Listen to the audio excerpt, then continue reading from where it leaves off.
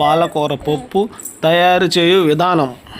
ముందుగా మనకు కావాల్సింది పాలకూర ఆకు, కందిపప్పు, టమాటా, పచ్చిమిర్చి, చింతపండు, కొంచెం పసుపు కూడా. ఇందులో రాయలేదని ఏమనుకోకండి. ముందుగా కందిపప్పుని బాగా శుభ్రం చేసుకోవాలి. శుభ్రం చేసుకున్న తర్వాత మనం ఈ విధంగా బాగా నానబెట్టుకోవాలి. 2 నిమిషాలైనా నానబెట్టుకుంటే మనం కుక్కర్లో కాకుండా దబర్లో ఉడికించుకోవచ్చు. తర్వాత పాలకూర ఆకుని కట్ చేసుకొని, తర్వాత టమాటాలను కట్ చేసుకొని, తర్వాత పాలకూర ఆకుని తీసుకొని నీట్గా కడగాలి. ఎందుకు కడగాలంటే కొన్నిసార్లు రాళ్ళు ఎక్కువగా ఉండొచ్చు. అందుకని మేము ఒక్కసారి వీడియో తీస్తున్నాము. 2-3 సార్లుగా బాగా కడగండి.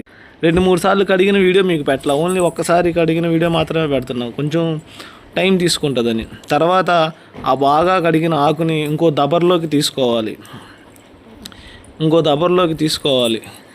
పాలకూర ఆకు తింటే ఆరోగ్యానికి మంచిది, విటమిన్స్.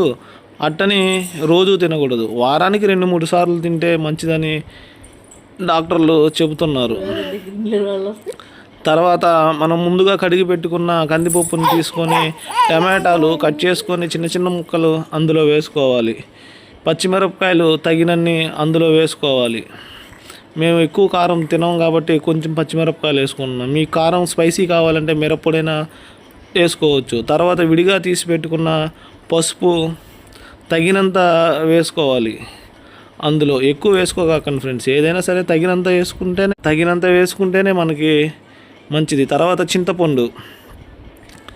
తర్వాత మనం మర్చిపోయాం, బాగా కడిగిన పాలకూర ఆకుని తీసుకోవాలి. బాగా ఆకుకూరని తీసుకొని బాగా నీళ్ళలో నుంచి బాగా గట్టిగా గుంజి అందులో కుక్కర్లో వేసుకోవాలి. మాకు టైం లేక మేము కుక్కర్లో ఉడికిస్తున్నాం. మీరు కుక్కర్ అవాయిడ్ చేయండి. ఎందుకంటే మామూలు దబర్లు అయితే మెత్తగా ఉడకద్ది, అన్ని విధాలుగా బాగుంటుంది. కుక్కర్లు అంటే ఉడికినట్టు ఉంటుంది కానీ మొత్తం ఉడకదు. మాకు ఇంకా టైం లేక మేము కుక్కర్లో వేస్తున్నామండి.